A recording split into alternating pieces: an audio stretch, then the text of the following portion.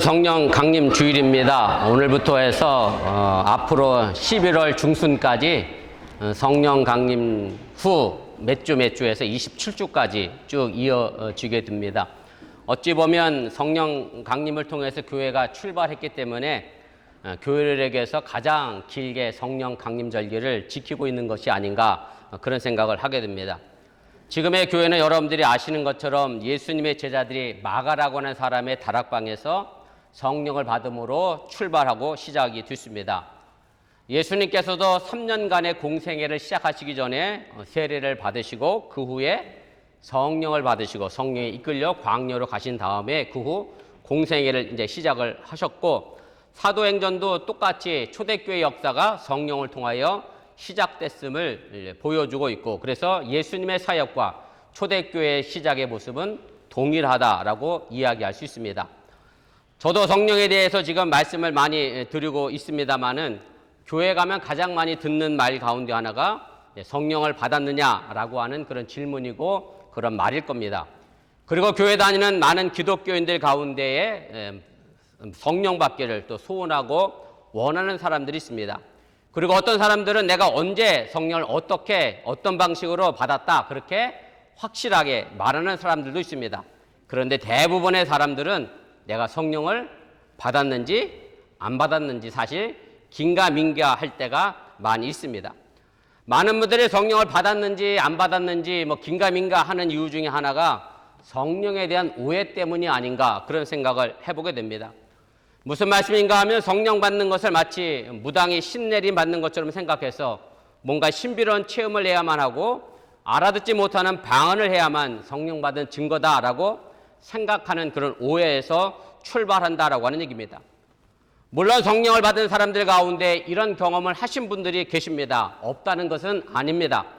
사도행전에서 보여주고 있는 오순절 마가다락방의 성령의 역사도 바로 이런 모습을 우리에게 전해주고 있고, 사도 바울은 예수님을 만나면서 눈이 멀고 다시 뜨는 체험을 통해서 그가 성령 받았음을 또 스스로 체험하고 알게 됐다라고 하는 얘기입니다. 그리고 고린도전서 12장에 보면 사도 바울은 그래서 성령의 은사에 대해서 이렇게 이야기를 하게 됩니다. 고린도전서 12장 우리 1절입니다. 우리 유스가 영어로 한번 읽어보겠습니다. 시작. 유스 다시 시작.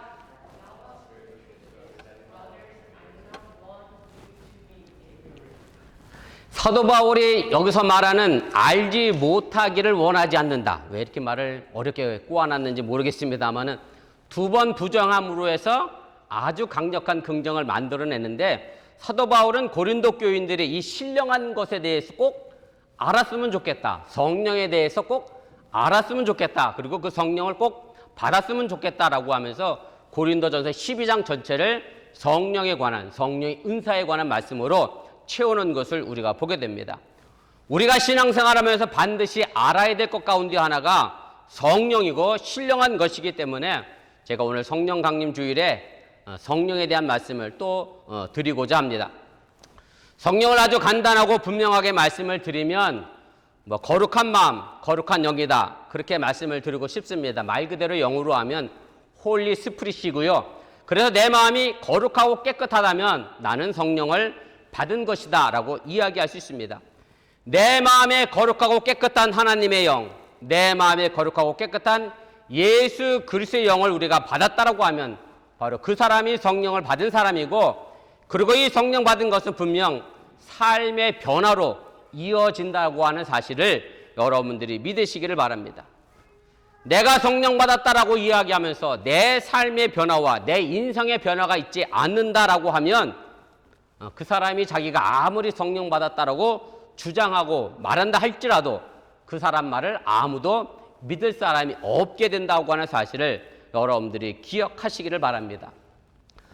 사도행전 1장 3절의 말씀에 보면 예수님께서 부활하신 다음에 40일간 제자들과 함께 계셨습니다. 그리고 승천하시면서 아주 중요한 말씀을 남기십니다.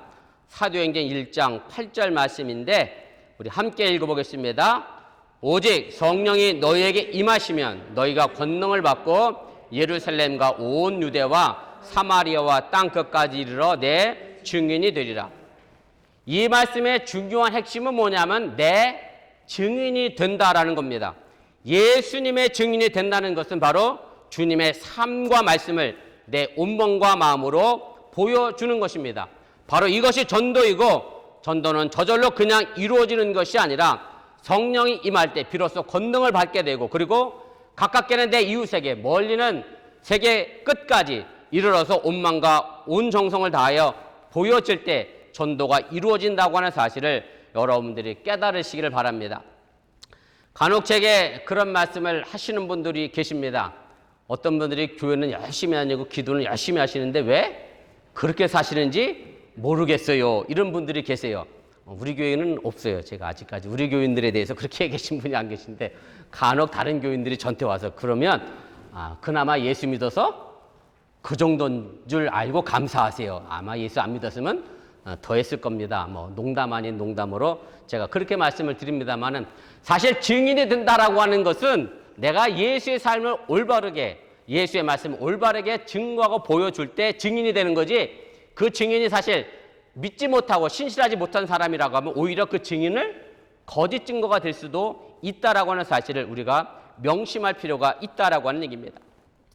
이 말씀 이후에 사도행전 1장 21절 말씀에 보면 예수님의 말씀을 들은 제자들이 한 곳에 모여 기도하게 됩니다. 그리고 제가 이미 말씀을 드렸던 것처럼 마가라고 하는 사람의 다락방에서 120명이 모여 기도를 했고, 이때 하늘에서 급하고 강한 바람 같은 소리가 나면서 마치 불의 혀같이 갈라지는 것들이 제자들에게 임했는데, 바로 이때 성령의 충만함을 받게 됐다라고 사도행전은 우리에게 전해주고 있습니다. 사도행전 2장 4절 말씀입니다. 그들이 다 성령의 충만함을 받고 성령이 말하게 하심을 따라 다른 언어들로 말하기를 시작하니라, 이렇게 말씀합니다. 예전 개역 성경에는 이 다른 언어를 가지고 방언이라는 말로 번역을 해놨는데, 사실은 다른 언어가 정확한 번역이고요. 영어 성경에도 보면 제가 이미 한번 드렸던 말씀인데, 여기에 보면 이제 네이티브 스피커라고 하는 말이 이제 쓰여지게 됩니다. 그 다음에 보면 나오게 되는데, 그래서 여기서 말한 다른 언어는 다른 나라 말을 의미합니다. 제자들이 알아들을 수 있는 다른 언어들로 말하기를 시작했는데, 방 안에 가만히 앉아 말하는 것이 아니라 밖으로 나가서 말하기를 시작했습니다. 바로 이것이 제자들의 찾아온 아주 놀라운 변화이고, 성령이 아니고는 도저히 설명할 수 없는 그런 부분이기도 합니다.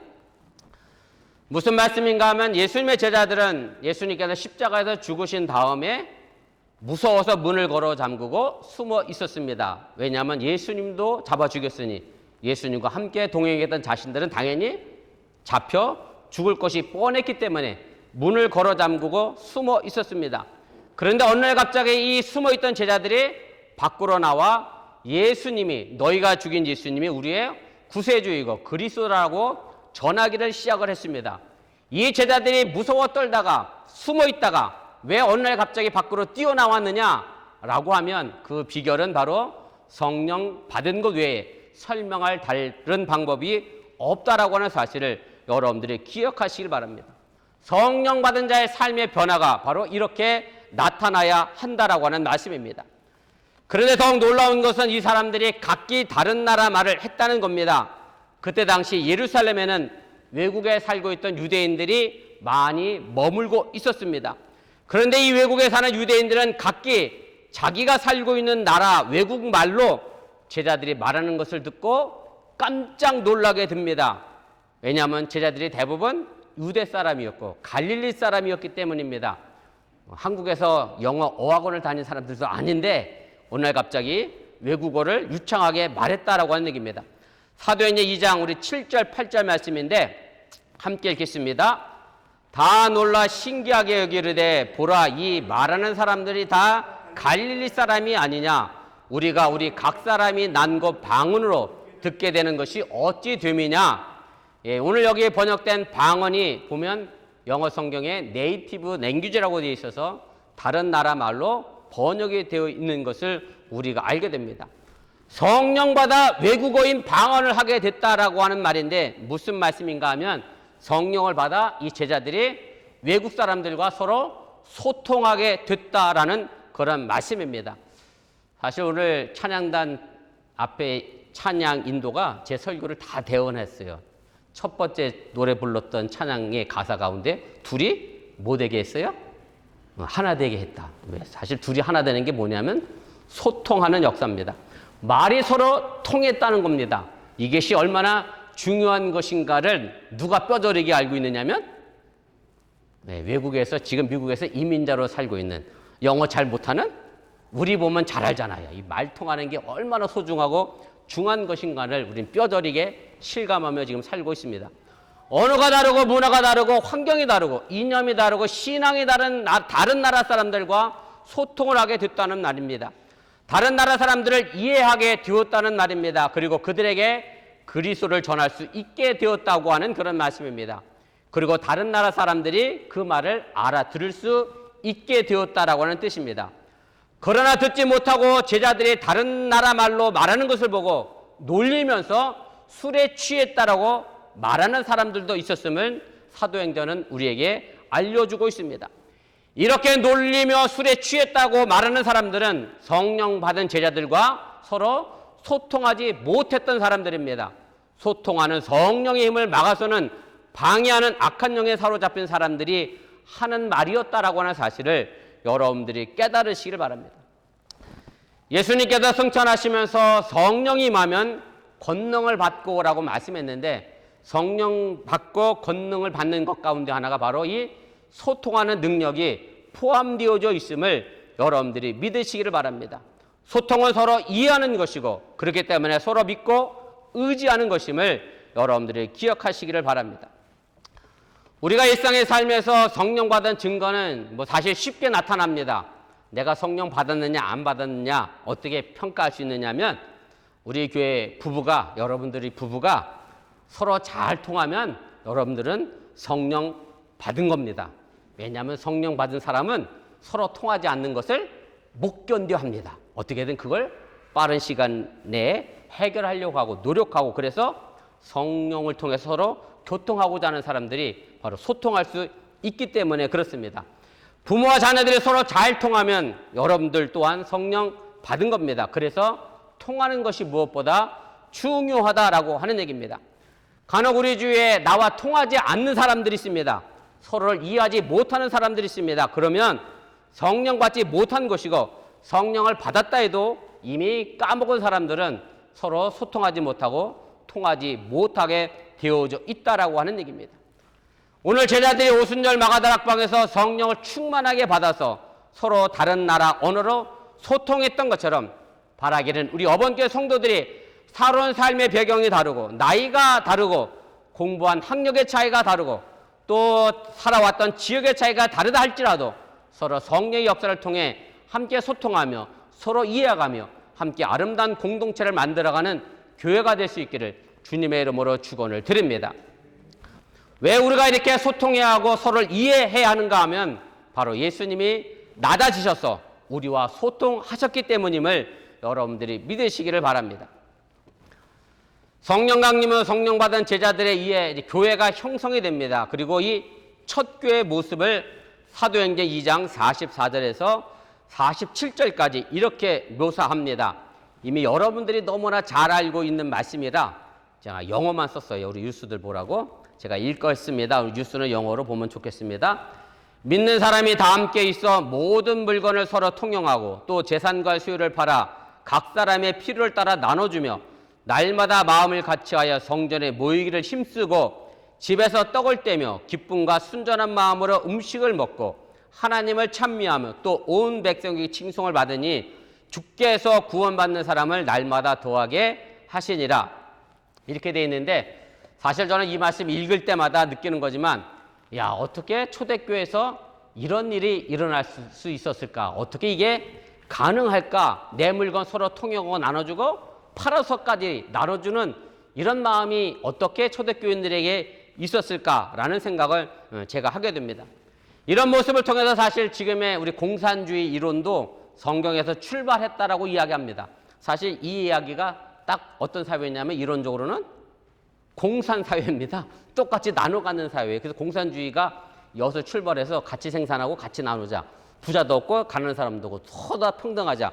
이제 초대교회 모습인데 그럼 초대교회 모습과 공산주의의 차이점이 뭐냐? 지금의 공산주의는 누가 통제하는 거고 국가가 통제하고 공산당이 통제하는 거고 초대교회는 누가 통제했느냐면 성령의 역사의 통제를 통해서 이런 일이 가능해졌다라고 하는 사실을 여러분들이 믿으시기를 바랍니다. 성령의 능력이 있었기 때문에 교회가 서로를 살려내는 일을 했습니다. 찬양단 두 번째 찬양의 내용 속에 이거 있었죠. 서로 생명을 살리자, 사람을 살리자. 그래서 제가 어떻게 제 설교 내용을 아셨는지 선곡을 아주 잘하셨습니다. 성령의 일은 사실은 서로 사람을 살려내는 일에 있고 같이 마음을 나누는 일에 있고 서로 같이 슬픔을 나누고 기쁨을 나누는 것이고 서로를 이해하는 일에 성령의 소통함이 있음을 여러분들이 믿으시기를 바랍니다. 그러니까 온 백성들이 예수 믿는 사람들을 칭찬했지 가끔 세상 사람들이 그러잖아요. 어떻게 예수 믿는 사람들이 뭐하다고 그러죠? 더하다고 그러잖아. 더하다고.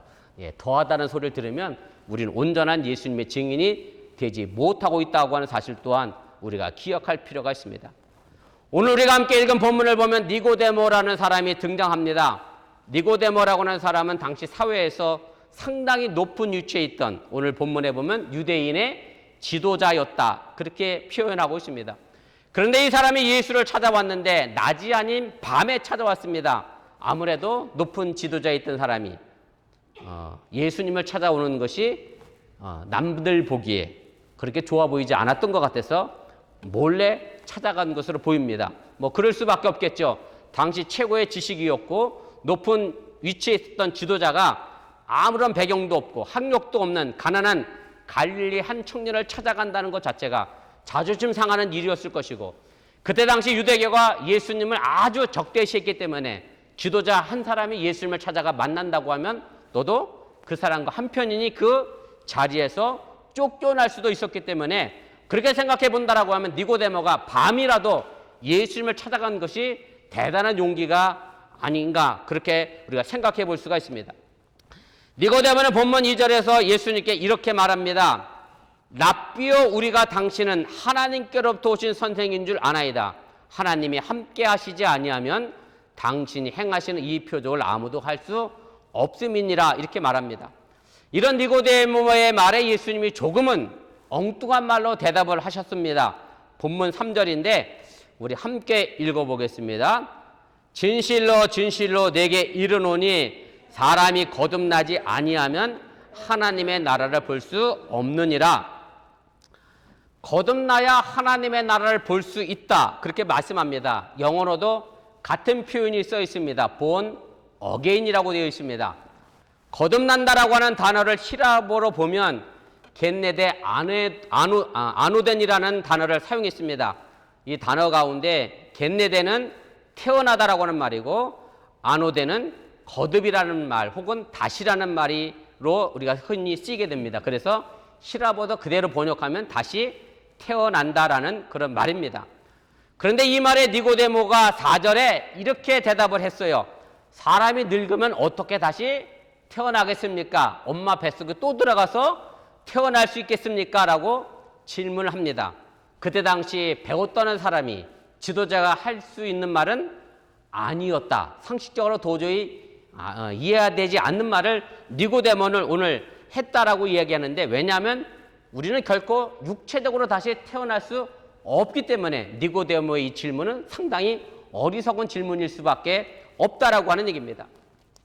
그런데 이 부분에서 우리가 생각해 봐야 될 히라보 단어가 바로 아노덴이라는 단어입니다. 물론 거듭나다, 다시라는 뜻도 포함이 있지만 이 말의 속에는 또 하나의 다른 뜻이 있습니다. 바로 위로부터라는 뜻입니다. 무슨 말씀이냐면 아노덴은 하늘로부터라는 뜻을 가지고 있습니다. 그래서 하늘로부터 태어났다, 하나님으로부터 태어났다라는 말로 우리가 생각할 수 있다라고 하는 얘기인데 그런데 니고데모는 문자 그대로 다시 두 번 태어나는 거로 생각한 것이고 예수님은 그렇게 말씀한 게 아니라 하늘로부터 하나님으로부터 다시 태어나야 네가 하나님의 나라를 볼 수 있다라고 영적인 출생의 의미를 이야기했음을 여러분들이 믿으시기를 바랍니다. 이 어리석은 니고데모의 질문에 대해서 예수님은 다시 친절하게 그래서 이렇게 설명을 합니다. 오늘 5절입니다. 함께 읽겠습니다. 시작. 진실로 진실로 내게 이르노니 사람이 물과 성령으로 나지 아니하면 하나님 나라에 들어갈 수 없느니라. 다시 태어난다는 게 육체적으로 다시 태어나는 것을 의미하는 것이 아닌 것을 예수님은 다시 물과 성령으로 태어나야 한다라고 설명해 주고 있다라고 하는 얘기입니다. 물과 성령으로 태어난다라고 하는 것에서 이 물은 그냥 단순한 물이 아닙니다. 씻어주는 물입니다. 이것은 요한복음 4장에서 사마리아 수가성의 우물가에서 만난 여인과의 대화에서 우리가 이 의미를 정확히 알 수가 있습니다. 요한복음 4장 14절 말씀인데 함께 읽겠습니다. 내가 주는 물을 마시는 자나 영원히 목마르지 아니하리니 내가 주는 물은 그 속에서 영생하도록 솟아나는 샘물이 되리라. 예수님께서 이 물 들어온 여자에게 목마르지 아니하는 물을 주겠다라고 얘기를 했고, 그 다음 구절을 보면 정작 어디에도 예수님은 이 여인에게 목마르지 아니하는 물을 준다라는 내용의 기록이 등장하지는 않습니다. 그런데 14장 28절 말씀에 보면 이 여자가 물동이를 버려두고 동네로 달려가게 됩니다. 물을 뜨기 위해 가져왔던 물동이를 버렸다라고 하는 얘기는 더 이상 이 여인에게는 물을 마실 필요가 없어졌다는 의미이고 더 이상 목마르지 않게 되었다는 의미로도 우리가 생각해 볼 수가 있습니다. 그럼 과연 이 여인이 물동이를 버려둔 물, 과연 어떤 물을 먹었기 때문에 영원히 목마르지 아니하는 물인가라고 묻는다라고 하면 이것을 영적으로 보면 쉽게 발견할 수가 있습니다. 바로 예수님의 가르침이 영원히 목마르지 아니하는 생수고 물임을 여러분들이 믿으시기를 바랍니다. 예수님의 그 말씀이 이 여인에게 목마르지 않게 되었기 때문에 그 여인은 물동이를 버려두고 동네에 뛰어가서 내가 누구를 만났다 그러죠? 메시아, 그리스도, 구세주를 만났다라고 증거하기를 시작했다라고 하는 얘기입니다. 원래 세례란 이것입니다. 그저 단순하게 제가 손문에 물을 찍어서 여러분들 머리에 얹었다라는 것으로 세례의 의미가 아니라 그 물은 바로 예수님의 가르침을 상징하고 예수님의 말씀을 상징합니다. 그 가르침인 물이 바로 우리의 더러워진 마음을 씻어내고 있다라고 하는 사실을 여러분들이 믿으시기를 바랍니다. 신약성경 아무 곳을 찾아봐도 복음서 어디를 찾아봐도 예수님이 물로 세례를 주었다는 말은 한 군데도 없습니다. 그 이유는 의외로 아주 간단합니다. 예수님의 가르침, 말씀이 곧 물이기 때문에, 세례이기 때문에, 죄를 씻어주는 물이기 때문에 예수님 물로 세례를 주시지 않았다라고 하는 얘기입니다. 그러게 예수님은 니고데모에게 먼저 물을 말하고 그 다음으로 성령을 말합니다. 물과 성령으로 다시 태어나야 한다라고 말씀합니다. 말씀으로 우리를 씻을 때 우리에게 성령이 임한다고 하는 사실을 여러분들이 믿으시기를 바랍니다. 이것은 예수님이 공생애를 시작하기 전에 세례 요한으로부터 요단강에서 세례를 받은 것과 마찬가지 이치입니다. 물로 세례를 받아 요단강에서 나올 때 그때 바로 성령이 비둘기같이 임했음을 보게 됩니다. 물로 말씀으로 씻으면 성령이 임했다는 말씀입니다. 반대로 내가 말씀으로 내 더러운 것을 씻어내지 아니하면 내 마음속에는 성령이 임할 수 없음을 여러분들이 깨달으시기를 바랍니다. 성령은 우리에게 그냥 오는 것이 아니라 허물과 죄를 우리가 씻어낼 때에만 성령이 우리에게 임한다라고 하는 사실을 믿으시기를 바랍니다. 절망과 분노를 씻어내시고 원망과 불평을 씻어내시기를 바라고 시기와 미움을 씻어낼 때 성령이 우리에게 임한다는 말씀입니다. 그러게 요한은 물과 성령을 한 세트로 오늘 말하고 있음을 여러분들이 기억하시기를 바랍니다. 우리는 주일마다 와서 말씀을 듣습니다. 제가 주일마다 말씀을 전하기 위하여 말씀을 준비합니다. 제가 2주 전인가 페이스북을 보다가 어느 목사님이 올린 글을 하나 봤어요. 이 목사님이 교회를 개척하셨대. 그래서 교인이 1명, 2명 이렇게 오시는데 주일날 예배 교인이 한 명이 왔대. 그래갖고 이분이 고민이 생겼대. 왜 고민이 생겼느냐면 자기가 이 설교를 준비하려고 10시간을 넘게 준비했는데 들을 사람이 누구밖에 없어? 한 명밖에 없어갖고 이걸 내가 하기가 너무 아깝더래. 그 말씀을 그 한 명에게 하기가. 그래서 이걸 내가 해야 되나 말아야 되나 고민을 했대.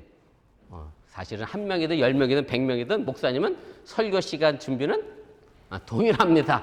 1명 오니까 10분 하고 말아야지.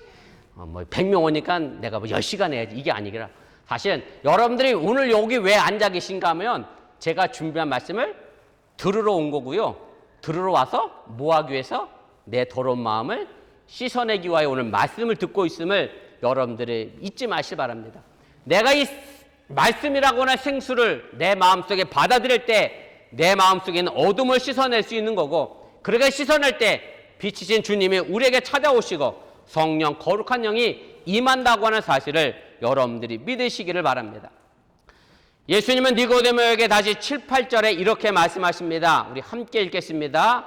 내가 네게 거듭나야 하겠다는 말을 놀랍게 여기지 말라. 바람이 임의로 불매 내가 그 소리는 들어도 어디로 와서 어디로 가는지 알지 못하나니 성령으로 난 사람도 다 그러하니라. 예수님이 뜬금없이 갑자기 바람을 이야기하십니다. 왜 바람을 이야기하냐면 이 바람이 바로 성령이기 때문에 그렇습니다. 실제로 성령을 뜻하는 히라보는 퓨뉴마라는 단어를 사용합니다. 이 말은 바람이라는 뜻도 있습니다. 그래서 오늘 7, 8절에 있는 말씀 원어로 보면 바람도 퓨뉴마, 성령도 퓨뉴마 똑같습니다. 바람이 곧 성령입니다. 마지막 찬양에 성령이 우리에게 오시면 어떻게 된다 그랬죠, 권사님? 자유롭게 한다. 바람이 사실 자유로워요. 지 마음대로 불어요. 내가 내 바람을 마음대로 할 수가 없습니다. 저랑 집사람이랑 요즘 해 떨어져서 운동하는데 바람이 항상 나 쪽으로만 이게 역바람을 불면 좋은데 이렇게 갈 땐 바람이 불다가 반대로 가면 뒤통수에 불어서 하나도 안 쉬는 뜨거워. 그래서 바람을 내 마음대로 조종하고 싶은데 바람이 절대로 내 마음대로 안 됩니다. 그런데 뭐는 알 수 있어요? 바람은 부는구나 이렇게 할 수 있습니다. 사실 성령 받았다라고 할 때 여러분들이 내가 성령 받았나? 긴가민가 생각될 수 있지만 그러나 성령은 분명히 바람처럼 분명 우리 눈에 확연하게 보이지 않는 날짜라도 있다라고 하는 것이 증거되어진다라고 한 얘기고, 그래서 예수님이 바람과 성령을 같은 맥락으로 오늘 니고데모에게 이야기하고 있음을 여러분들이 잊지 마시길 바랍니다. 바람은 임의로 봅니다. 마음대로 봅니다. 바람은 자유롭게 봅니다. 바로 성령은 자유입니다. 그 어떤 벽도 넘어갑니다. 그 누구와도 소통합니다. 편견과 오만은 없습니다. 그 자유로운 소통을 통해서 이해하고 신뢰를 쌓아가는 것이 바로 성령의 역사임을 여러분들이 기억하시고, 이 교회를 통해서 그리고 여러분들의 가정이 또 여러분들의 부모와 자녀가 이 성령을 통해서 서로 소통하시고 이해할 수 있기를 주님의 이름으로 간절히 부탁을 드립니다. 바로 이런 사회가 좋은 사회고 살기 좋은 사회입니다.